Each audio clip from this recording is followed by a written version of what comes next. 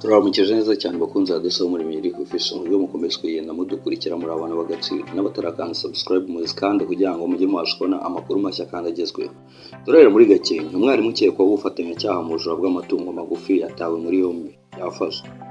Urabona neza abakunzi bacu abakigera hano bwa mbere mukande subscribe kugira ngo mujye mwashobona kubona amakuru agezweho. Yubutsiye kubagezaho inkuru ikomeje kuvugisha abantu benshi mu karere ka Gakenke ndetse no hirya no hino mu Rwanda.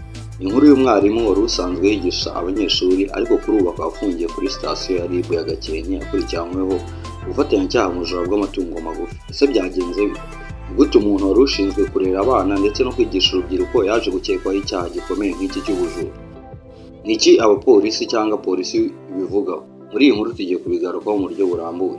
Uko byatangiye, amakuru avuga ko kuwa gatatu ku itariki ya 15 Nyakanga 2026 abaturage b'umudugudu wa Karambi akagari ka Buheta mu murenge wa Kamubuga ndetse akaba ari mu karere ka Gakenke batangiye gukeka ko hari ibikorwa bidasanzwe bibera mu rugo rw'uyu mwarimu.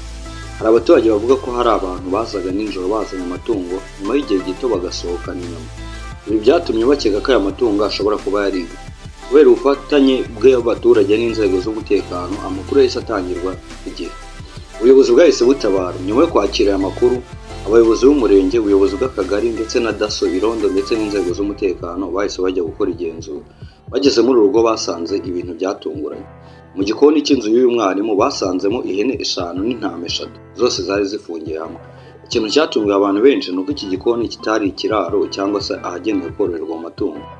Ibyo umwarimu yemeye, amakuru avuga ko yabajijwe kuri ayo matungo ndetse n'aho yaturutse. Yasobanuye ko aya matungo yayaguraga ku bantu bamuzanyaga ayo matungo.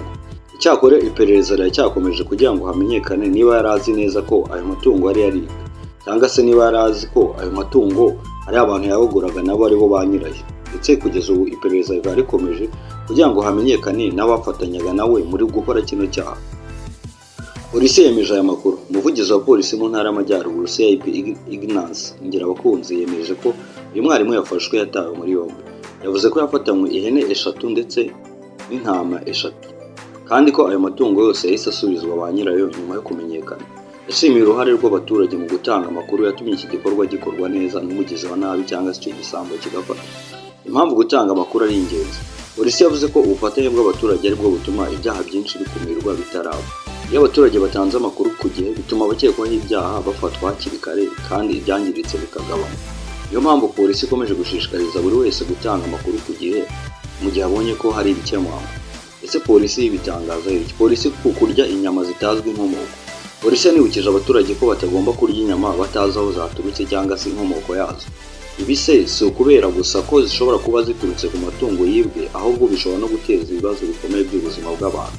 Hari indwara z'amatungo zishobora kwanduza abantu iyo inyama zitagenzuwe n'abaganga b'amatungo.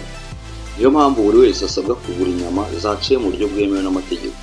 Ingaruka z'ubujura bw'amatungo. Ubujura bw'amatungo ni kimwe mu byaha bibangamira cyane abaturage bo mu cyaro. Iyo umuntu yibye ihene cyangwa se yibwe ihene cyangwa intama aba atakaje umutungo ushobora kuba wari ugamije kwishyurira abana ishuri cyangwa se kugira ibibazo ikemura. Niyo mpamvu inzego z'umutekano zikomeje gukaza ingamba ndetse no kurwanya ubu bujura. Inshingano z'umwarimu. Abantu benshi bakomeje kwibaza uko umwarimu usanzwe ufatwa nk'umurezi ndetse n'icyitegererezo cyiza ashobora gukekwaho icyaha nk'iki cy'ubujura bw'amatungo. Nubwo iperereza rigikomeje kandi nta rukiko ruhamya icyaha, abantu bibutsa ko abarimu bafite uruhare rukomeye mu kurera urubyiruko ndetse no kwigisha indangagaciro. Niyo mpamvu ari ingenzi kubaha ihame ry'uko umuntu aba ari umwere kugeza igihe urukiko rubimuhamirije. Iperereza riracyakomeje. Kugeza ubu umwarimu afungiye kuri sitasiyo ya RIB ya Gakenke. Abashinzwe iperereza bari gushaka kumenya niba hari abandi bantu bakoranaga nawe muri ibi bikorwa ndetse byo kwiba amatungo kugeza ubwo bajyaga bajyana iwe. Iyi nkuru iratwibutsa ko kurwanya ibyaha bisaba ubufatanye bwa buri wese. Abaturage bakwiye gukomeza gutanga amakuru ku gihe bakirinda kugura cyangwa se kurya ibintu batazi inkomoko yabyo.